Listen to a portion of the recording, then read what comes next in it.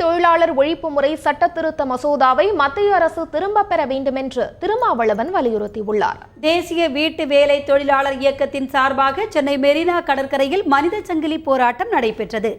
இதில் விடுதலை சிறுத்தைகள் கட்சி தலைவர் திருமாவளவன் கலந்து கொண்டு மனித சங்கிலி போராட்டத்தை துவக்கி வைத்தார். இதில் நூற்றுக்கணக்கான குழந்தைகள் குழந்தை தொழிலாளர்களுக்கு எதிரான வாசகங்கள் அடங்கிய பதாகைகளை ஏந்தியபடி கோஷமிட்டனர். பின்னர் பேசிய அவர், குழந்தை தொழிலாளர் ஒழிப்பு முறை சட்ட திருத்தம் நடைமுறைப்படுத்தப்பட்டால் குறைந்து கொண்டு வரும் குழந்தை தொழிலாளர் எண்ணிக்கை அதிகரிக்குமே தவிர குறையாது என்றார். எனவே இந்த சட்ட திருத்த மசோதாவை மத்திய அரசு திரும்ப பெற வேண்டும் என்று திருமாவளவன் வலியுறுத்தினார். 14 வயதுக்கு உட்பட்ட குழந்தைகள் தங்களுடைய குடும்பம் சார்ந்த தொழில்களில்